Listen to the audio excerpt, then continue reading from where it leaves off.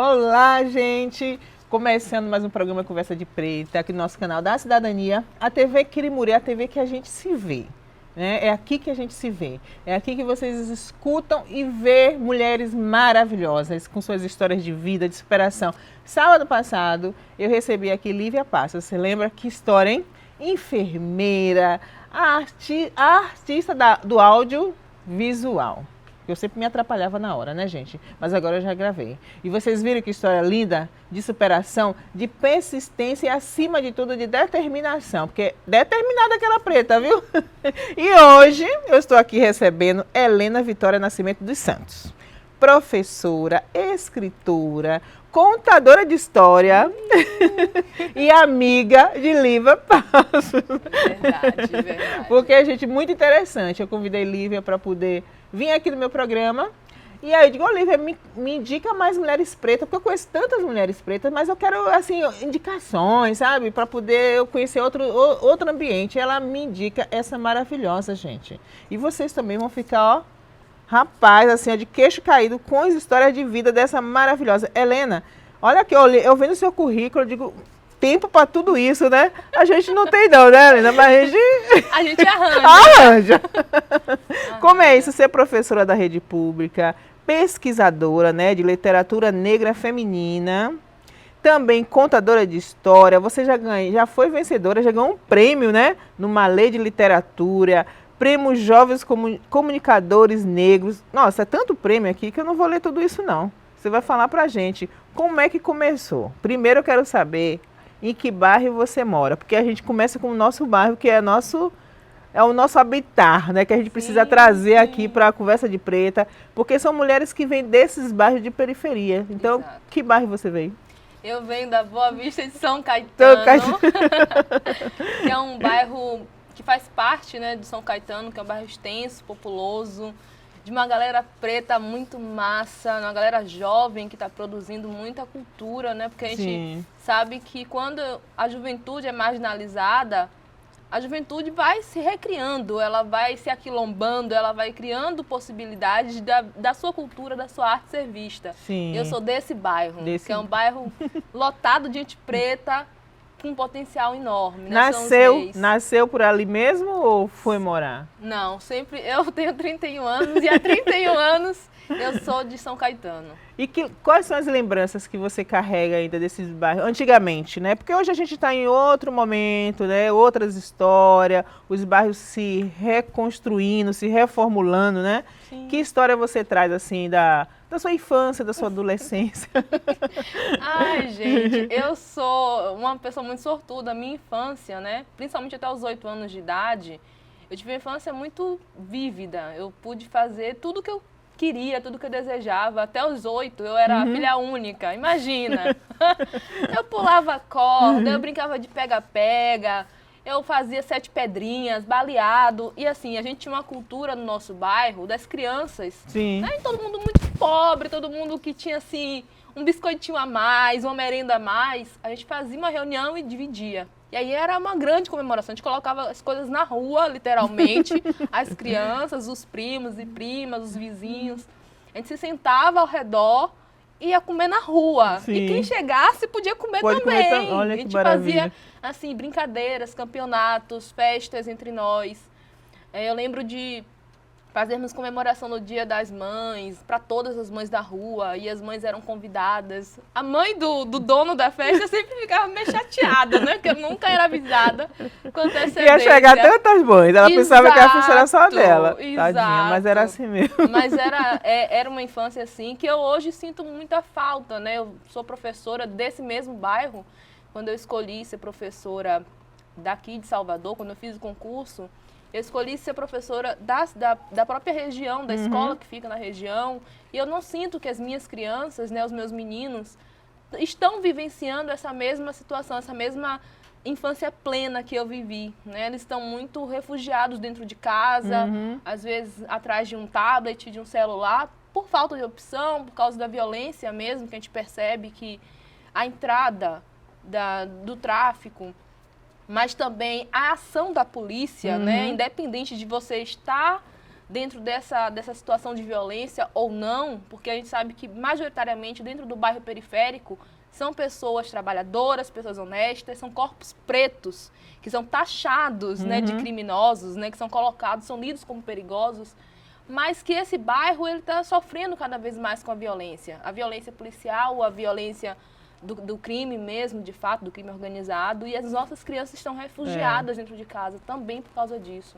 Isso é muito triste mesmo. A gente percebe que isso é geral. Sim, sim. Todos os bairros periféricos, né? Exatamente. A gente vê realmente toda essa dominação mesmo, né? Tanto dos grupos traficantes da polícia, então a gente se vê realmente refugiados e refugiadas, né?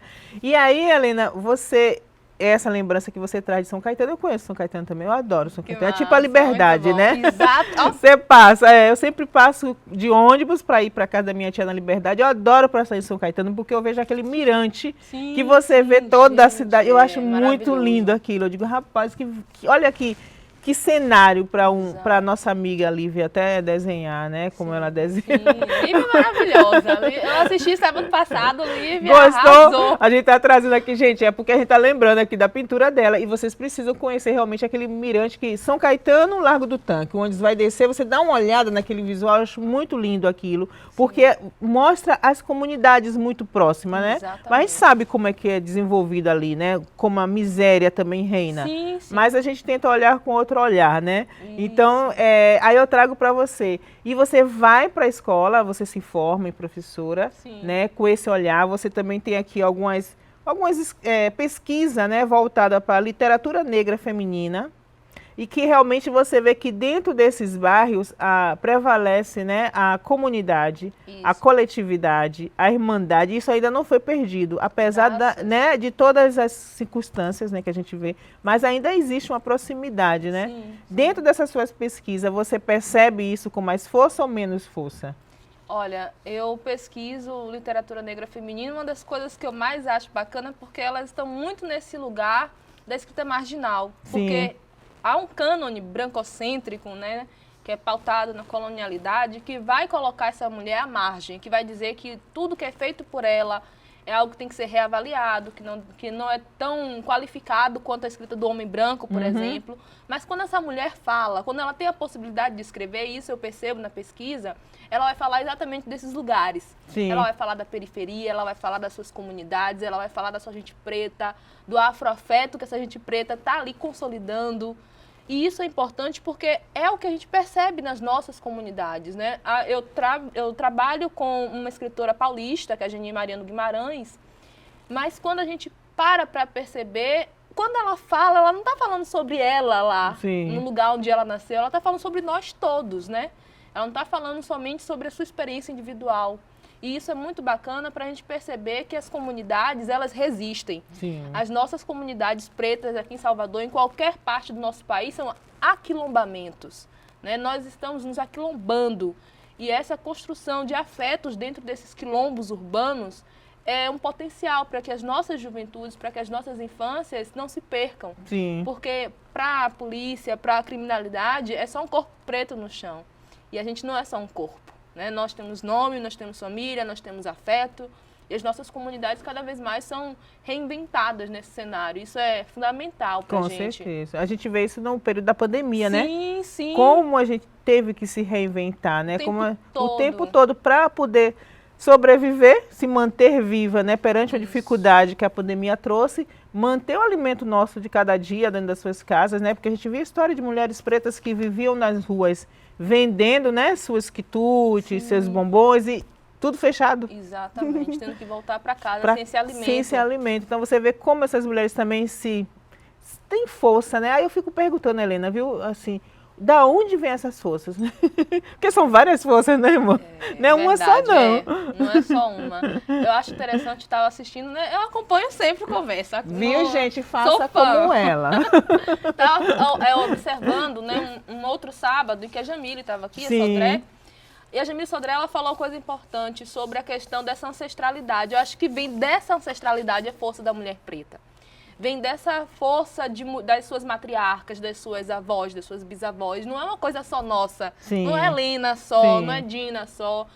É todo um conjunto que vem conosco. Tem uma música que diz assim, povoada, quem falou que eu ando só? É isso, é sobre esse lugar. Sou uma, mas não sou só. Exatamente, é isso. Eu acho que essa isso força vem dessas mulheres anteriores, dessas matriarcas anteriores, dessa ancestralidade que vai se seguindo ao longo. E da onde você tirou, além da sua ancestralidade, força para hoje ser Helena, escritora, professora, ter um currículo tão gratificante assim para a nossa comunidade, né? Porque trazer você aqui no Conversa de Preta é mostrar para outras mulheres como a gente consegue, como a gente está se movimentando e a gente inspira outras, né? Então a sua chegada aqui também é dizer, ó, você pode, irmã, vá, qual é seu sonho? Corra atrás dele, vai dar certo, vai demorar, mas não desista. É verdade. Como você conseguiu, né, também romper essas barreiras? Porque entrar na universidade, ser professora, ter esse olhar, mora num bairro de periferia, dito marginal, né? Porque os nossos bairros, ele tem esse olhar, né? As pessoas olham pra gente, é perigoso ir lá, é perigoso 7 de abril.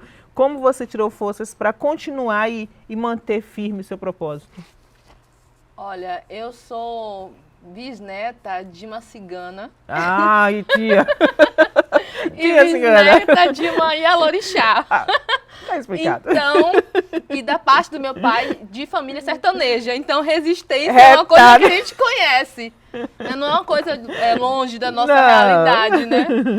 Mas, assim, estar na universidade, uma universidade pública, né? Eu me formei na Universidade do Estado, fiz o IFBA também, que é o Instituto Federal, e retorno para essa mesma universidade estadual para fazer o mestrado.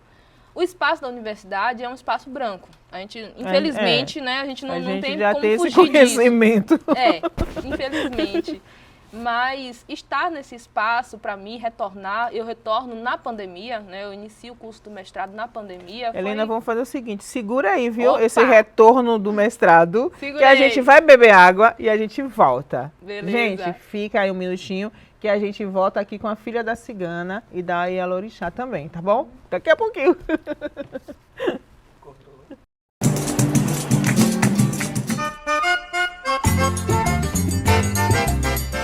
Então, gente, voltamos do nosso intervalo, né? De beber água rapidinho, porque a conversa tá tão boa que eu não quero esquecer de perguntar nada, porque vocês sabem que eu sou esquecida, né? Eu sou dessas. Então, você tá falando do mestrado. Mas antes de entrar no mestrado, a gente tava conversando aqui nos bastidores, gente, sobre essa descendência cigana que você tem, mulher. Conte um pouco aí, tem alguma lembrança? Como é que você ficou sabendo? Na verdade, eu soube pela minha mãe. Sim. Minha mãe, Dona Julita. Ela tem um pouco desse aspecto cigano, né? Sim. Tanto é que minha mãe se move muito mais rápido no sentido de mudar. Ela precisa, de tempos em tempos ela muda. E eu peguei um pouco isso dela. Eu não achava que tinha esse traço, mas eu também sou da mudança, né?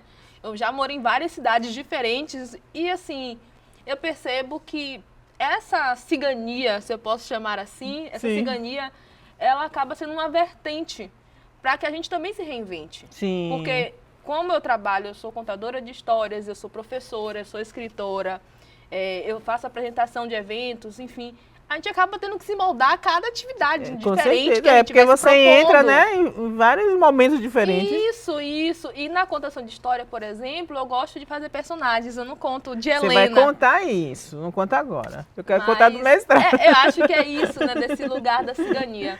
Em relação ao mestrado, o mestrado realmente me surge na pandemia, né? Eu faço a seleção, sou aprovada no período da pandemia, curso o mestrado inteiro durante a pandemia, mas eu tive o privilégio de ter uma turma 100% negra. Olha que maravilha. Que para mim foi realmente um privilégio, porque você se vê nos seus colegas, nos seus pares, você olhar para o lado, né? Mesmo que ainda na tela do computador, mesmo no momento virtual, você ainda vê esse rosto preto maravilhoso, esse cabelo crespo, esse nariz largo. Isso é incrível, porque a gente tinha pouca perspectiva de ter um grupo tão vasto de intelectuais pretos, porque a gente sabe que a universidade ainda é excludente. Sim. Nosso público ainda não chega na universidade como deveria chegar, apesar das cotas. Sim. Mas esse grupo, né, esse privilégio que eu tive de estar com eles e de permanecer com eles é algo que me fez ficar ainda mais forte. Porque a pancada é dura, vem. Vem, com certeza. Mas durante esse trajeto aí, você saber que você pode contar com aquelas pessoas e se reconhecer nelas, se reconhecer nas pesquisas, porque as nossas pesquisas são preocupações das nossas comunidades. Né? Então, tinham colegas pesquisando sobre orixás, tinham colegas pesquisando sobre Conceição Evaristo, sobre Carolina Maria de Jesus. Sim. Então, você se reconhece nessas pesquisas, porque lhe parece muito familiar. Eles estão falando de dores, de sentimentos, de emoções, de construção de saberes, que são suas também. Sim. E esses caminhos aí acabam fortalecendo esse processo, criando degraus. Os degraus que tentaram derrubar antes, eles acabam criando agora. Isso é fundamental. É importante essa rede, né? A gente se vê nessa rede, porque aí a gente se fortalece mais ainda. A gente, não, é isso mesmo. É por aqui que eu tenho que ir, né? Porque a gente vê que, além dessa dificuldade de adentrar nas universidades, ainda existe muito das nossas, que nem perto chegam. Exatamente. Né? Não consegue nem se imaginar que um dia poderia adentrar, né? Porque é muito difícil todo esse processo de sobreviver num sistema tão bem organizado, né? Sim, que a gente vive, Helena. Mas que bom que você está aqui, que bom que tem outras pessoas, que bom que você tem essa história maravilhosa. Esse negócio de contadora de história que você contou. Você começou a contar e eu segurei porque eu quero que você me explique direitinho como é que é isso, como é que surge essa missão, porque também é uma missão, né? Contar histórias com H. Exatamente. Olha, surge em 2016, eu poderia dizer, porque assim, minha mãe, né, com essa ciganinha toda dela, ela sempre gostou de ser muito solidária. Ela sempre foi muito solidária com as pessoas, então ela doava muito, ela levava mantimentos, o meu tio materno, ele teve AIDS, e ela, durante um bom tempo, ajudou a casa de apoio, onde ele se cuidou, né, o CAASA. E ela, com esse tempo, né, de dedicação a ele, por causa da AIDS, e também de cuidados com outros, né, que iam chegando lá em casa, ela ia sempre ajudando, né, se solidarizando, eu acabei também desenvolvendo isso. Eu sentia em algum momento, durante a graduação, que eu tinha que fazer alguma coisa a mais do que o que eu já estava fazendo. E foi aí que surge o projeto de contação de história, que inicia como projeto social, que é o projeto Que Tem Atrás da Porta, que vai levar a literatura negra infantil para as escolas públicas. Né? Então, em 2016, eu começo a fazer isso, a desenvolver esse trabalho, essa ação social. Às vezes, levo pessoas que queiram, né, se juntar, se unir. A Lívia Passos, que esteve aqui, também é uma dessas pessoas que fortalece o projeto, que leva oficinas de material de reuso, que leva arte para as escolas públicas de maneira gratuita. Isso é fundamental porque as escolas públicas, elas muitas vezes não têm recurso para levar o artista para dentro da escola. Então, quando eu vou com a contação de história, quando o Lívia vai levando a sua oficina de pintura, de artes em tecido, isso fortalece as nossas crianças. Porque, primeiro, eles estão vendo uma mulher preta ali contando história. Em algum momento eu estou ali no centro, estou falando, narrando histórias que também se parecem com eles, que vão falar sobre a beleza do cabelo deles, que vai falar sobre a cor da pele deles. E as crianças pretas, elas sofrem muito mais preconceito pelo fato de serem pretas, né? Apenas isso. Isso já é o suficiente para que o racismo as vivências delas, digam que o cabelo não serve, de que a cor da pele não serve, de que ela não merece amor, e isso afeta a autoestima da criança. E quando a gente leva a contação de história para as escolas, para as feiras literárias, para as livrarias, para todos os espaços possíveis, é nesse intuito de mostrar que essa criança preta, ela é amada, que ela é linda do jeito que ela é, que o cabelo crespo dela não tem nenhum problema, que o nariz largo dela é maravilhoso, que é bom para respirar. Porque é mesmo, com certeza. Vamos dizer a verdade, a gente tem um privilégio que quase ninguém mais tem. A gente respira melhor. Muito melhor. Nosso cabelo não é duro, nosso cabelo é crespo e vai crescendo para o céu. Isso. Olha que coisa fantástica. Que massa. Nosso cabelo crespo vai subindo para ele alcançar o céu, porque ele é tão macio quanto a nuvem. Então, quando você traz isso, a criança vai já tocar no cabelo dela. Meu Deus, meu cabelo é perfeito! Meu cabelo é o melhor do mundo.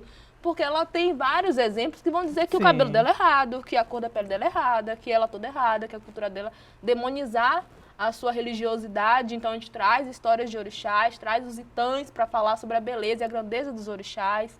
Então, tudo isso vai sendo uma forma de manifestar a importância também de se autoconhecer, né? Porque a criança precisa ter elementos outros que não da branquitude. porque ela já conhece a princesa Isabel, ela já todo ano, 13 de maio, vai ser falada da princesa Isabel, né? A gente daqui a Os pouco livros de histórias, né, sempre vem narrando essas histórias que não, sempre. Não mudou ainda. E a gente precisa mesmo trazer esses elementos. Então, quando eu trago contação de história em 2016, é muito nesse intuito. É uma inquietação minha, enquanto professora, de ver os meus alunos se ver representados na Branca de Neve e não se ver representados na Pretinha de Neve. De neve, Então, assim, eles querem aquela branquitude porque eles ainda não conhecem o lado bom da negritude, porque a negritude tem tudo de bom. Com certeza. Mas eles precisam ser apresentados a isso, né? Porque a gente sabe que existem histórias que vão distorcer completamente a ideia de que ser negro é bom, que ser negro é positivo. E a gente vai buscar exatamente o caminho reverso, é mostrar o caminho do belo, do bonito, do que é inteligente, do que é amado. Vai falar sobre o continente africano, Sim. que é importantíssimo falar, que é a da diversidade. riqueza, né?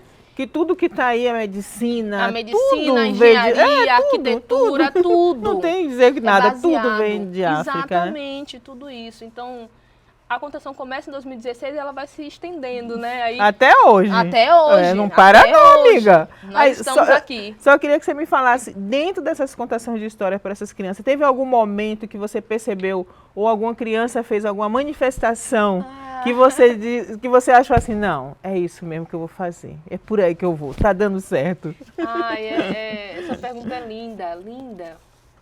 Eu tive uma oportunidade, um privilégio, Sim. de contar a história numa escola. Teve 2 momentos, na verdade. Numa escola em São Caetano e numa escola no subúrbio. Vamos segurar aí pra gente ir para um intervalo. Conta essa história. Gente, vocês querem saber? Tem que ficar aí. A gente só vai rapidinho, rapidinho mesmo. A gente volta já, peraí. Fica aí.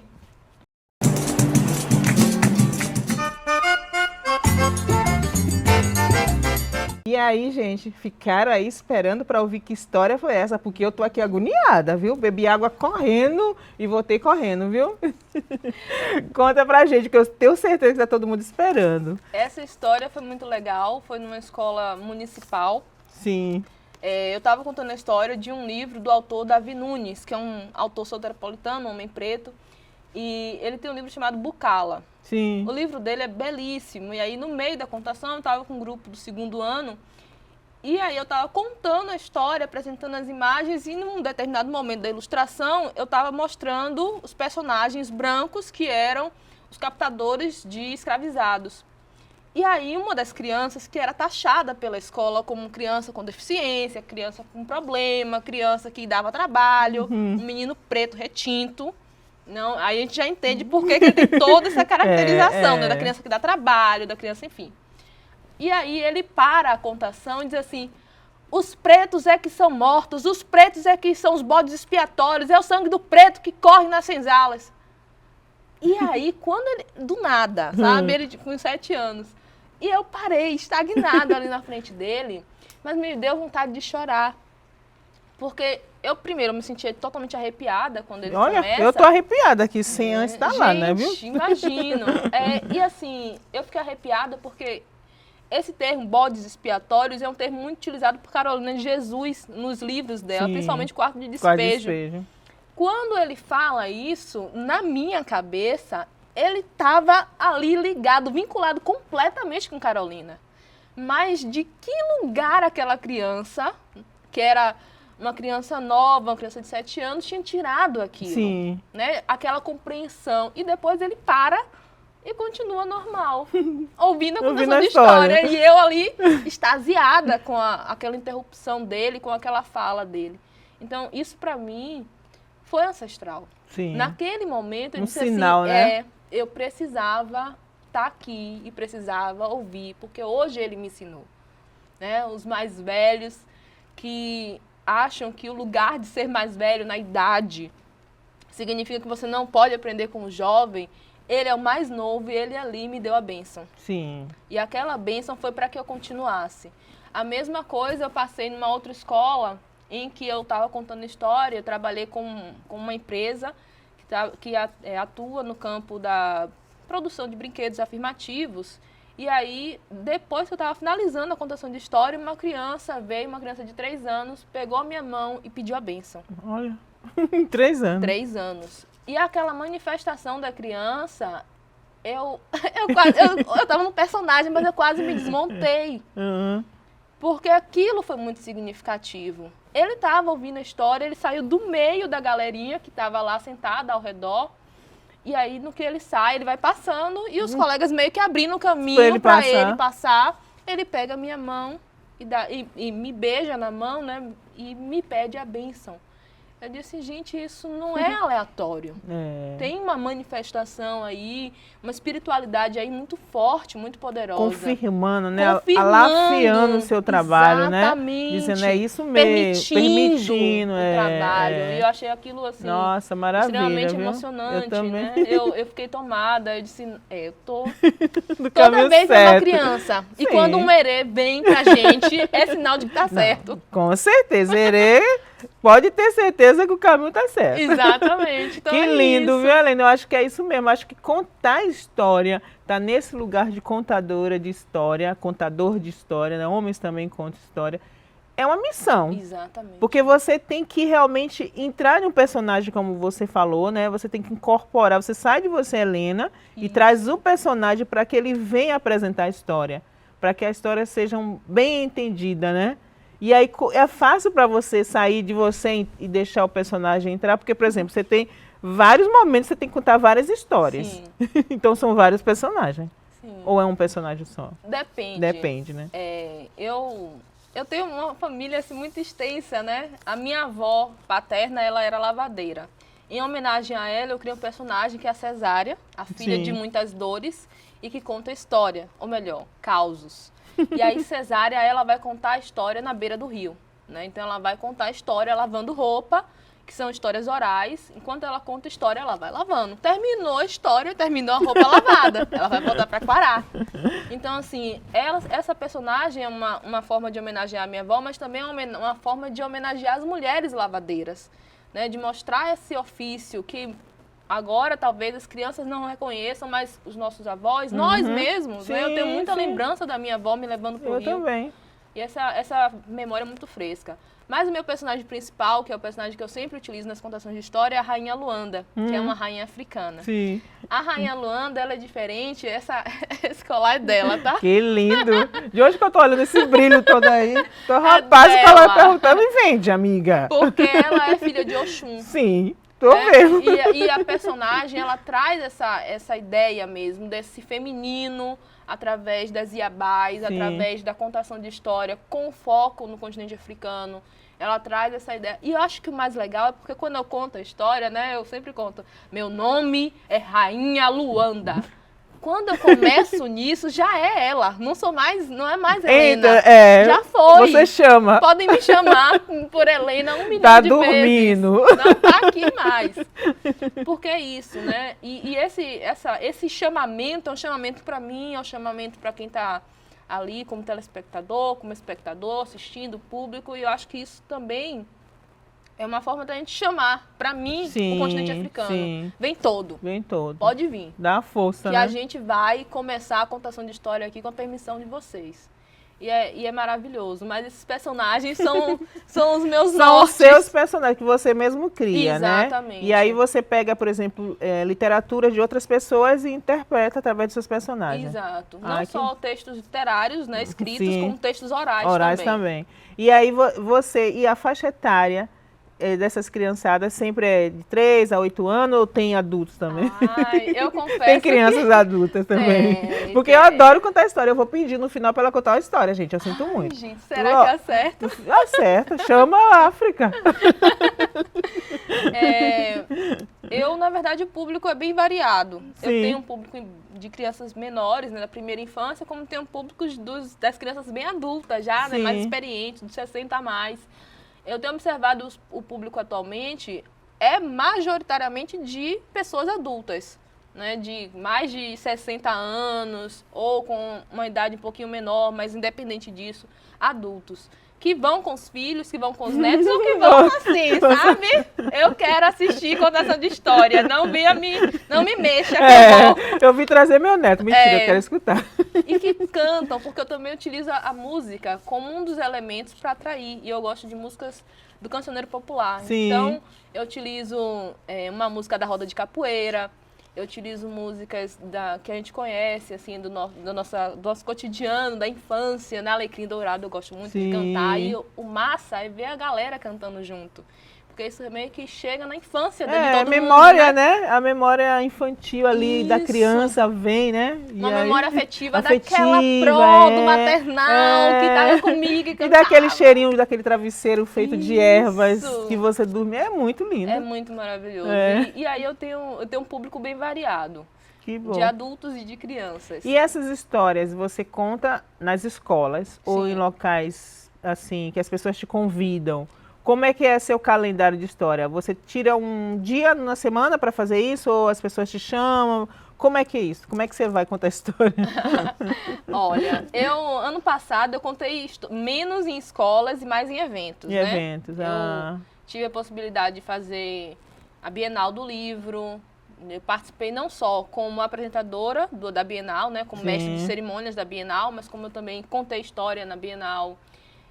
Eu participei de um evento lá em São Paulo, que foi organizado pela escritora Kilson de Oliveira, contando história também no Festival de Contadores de Literatura Negra. Sim. Participei de eventos aqui em Salvador, em livrarias, da Flica também, estive na Flica, na Flipelô, todos esses momentos contando história. Ano passado foi o ano que eu menos contei história em escola. Sim. Acho que também pelo fato de estar dentro de eu acabei trabalhando mais com contação de história dentro da minha escola do que em outras. Mas, de modo diverso, foi mais feiras, festas literárias. As festas literárias quase todas que tiveram no passado, eu estava lá contando história e levando as minhas personagens. Gente, tem mais um detalhe. Essa mulher também é escritora, né? É tanta coisa que eu esqueci de perguntar. Você é escritora, né, Helena?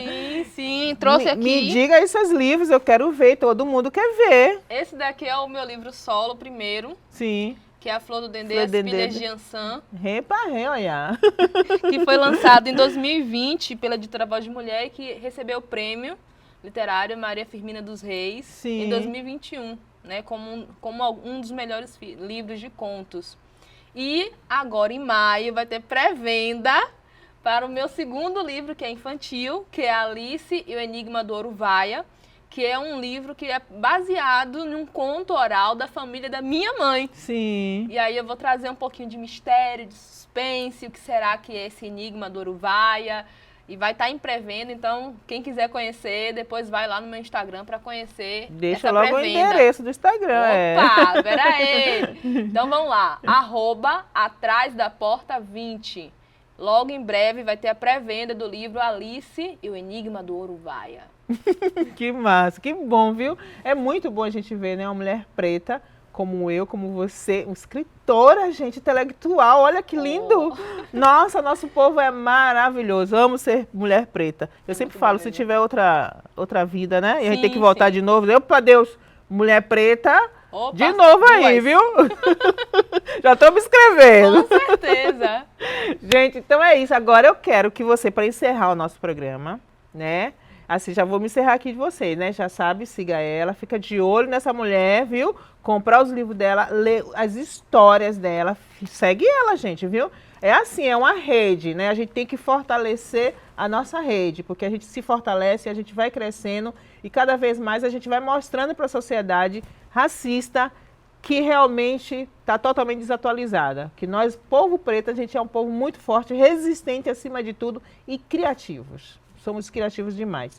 E aí eu quero que você, para encerrar nosso programa, que história você vai contar?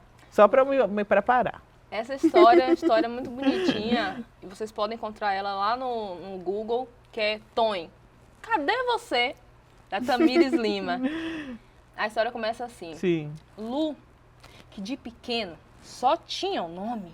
Tinha os cabelos crespos volumosos, olhos grandes, pretinhos como o céu estrelado e brilhantes. Tinha o nariz bem largo para respirar o quanto quisesse e lábios grossos tão lindos que pareciam duas ameixas. Mas, como eu disse a vocês, Lu, que de pequeno só tinha o nome, tinha esse cabelo crespo, maravilhoso, que dava a volta ao mundo. E ele tinha até nome, Tonho. Ah, quando a Lu ia brincar, Era um tal de pular corda que o Tonho ia para um lado, a Lu ia para o outro, o Tonho ia para o outro e a Lu ia para o lado. Mas numa dessas brincadeiras em que a Lu e o Tonho se divertiam, tão alegres, as amigas da Lu, que não tinham o privilégio de carregar o Tonho em suas cabeças, começaram a falar: "Ih, esse Tonho é tão armado! Ih, esse Tonho é tão duro! E de ir, e falando, começaram a dizer que se chovesse, o Tonho de tão armado serviria de guarda-chuva." A Lu, que de pequeno só tinha o nome, começou a entristecer. "O meu Tonho, guarda-chuva, ele é tão duro assim?" O Tonho achava que era só uma brincadeira. "Então, se chover, a Lu continua brincando. Eu sou forte e poderoso."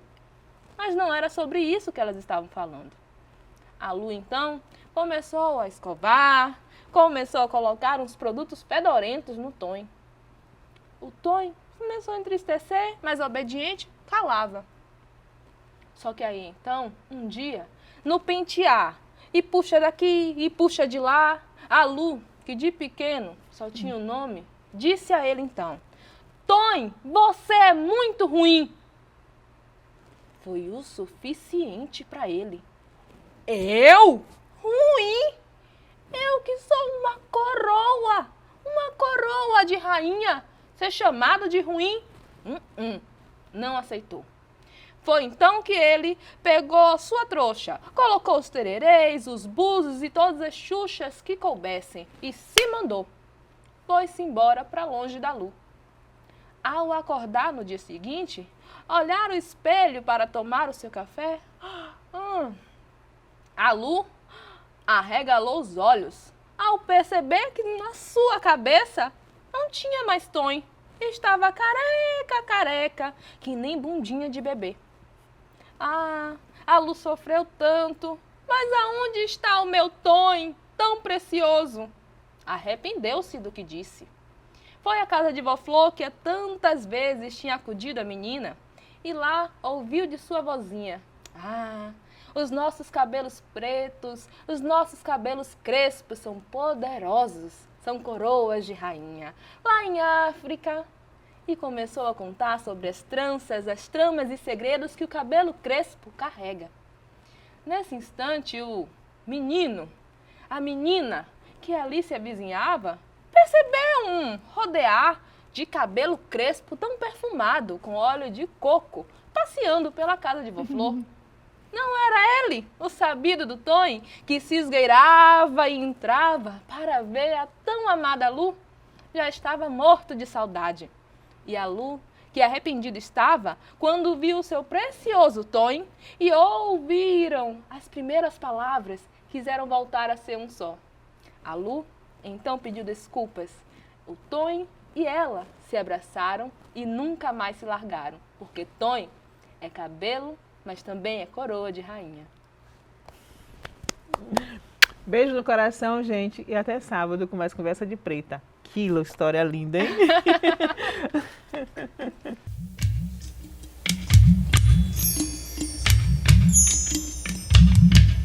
Ora, iê, Oxum, eu quero ter uma casa na floresta com pomar e uma mina com água cristalina pra poder te cultuar. Ora, iê, Oxum, eu quero ter uma casa na floresta com pomar e uma mina com água cristalina pra poder te cultuar.